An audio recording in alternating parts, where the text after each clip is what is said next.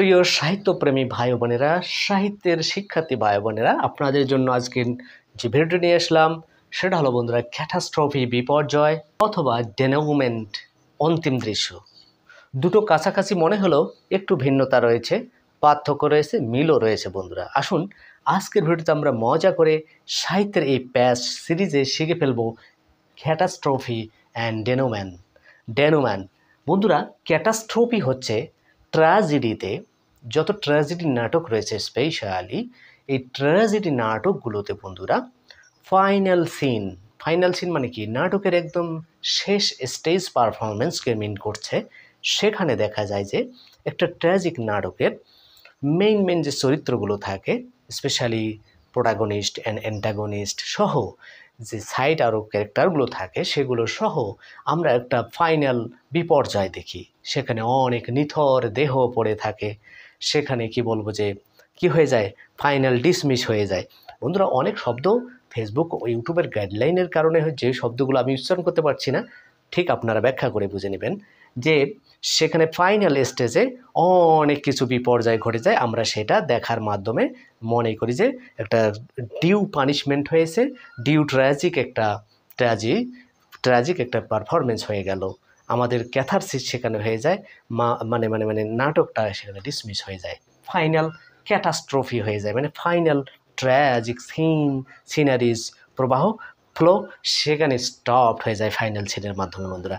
আর ডেনাউমেন্ট যেটা হয় অন্তিম দৃশ্য, সেটা হলো বন্ধুরা, সেটা ট্র্যাজেডির ক্ষেত্রেও হতে পারে, আবার কমেডির ক্ষেত্রেও হতে পারে। হ্যাঁ, ডেনাউমেন্ট অন্তিম দৃশ্য মানে এটাও শেষ দৃশ্য, বিপর্যয়টাও শেষের দৃশ্যটাকেই মিন করে ট্র্যাজেডির ক্ষেত্রে।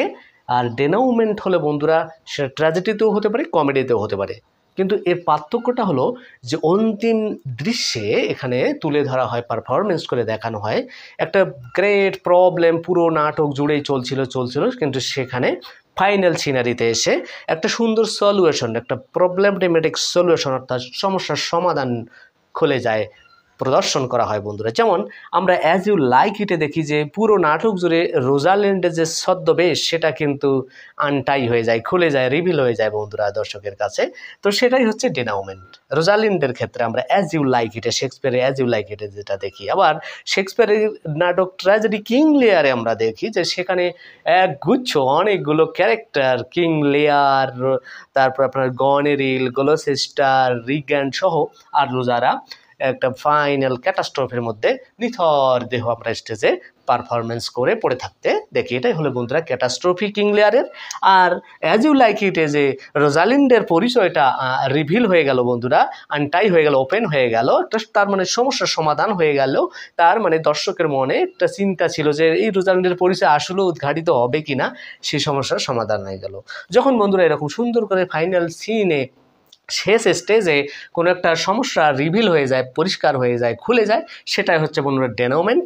আর পুরো ট্র্যাজিক সিন যখন আমরা দেখে ফেলি ফাইনাল সিনে, সেটাই হচ্ছে বন্ধুরা ক্যাটাস্ট্রফি। আশা করি ক্যাটাস্ট্রফি এবং ডেনাউমেন্ট শব্দ দুটির প্যাস আপনারা এই সাহিত্যের প্যাস ভিডিওতে আজকে বুঝতে পেরেছেন। যদি বুঝে থাকেন সেখানে আমার সার্থকতা। Thank you so much for watching. দেখা হবে অন্য কোনো ভিডিওতে। বাই বাই, আল্লাহ হাফেজ।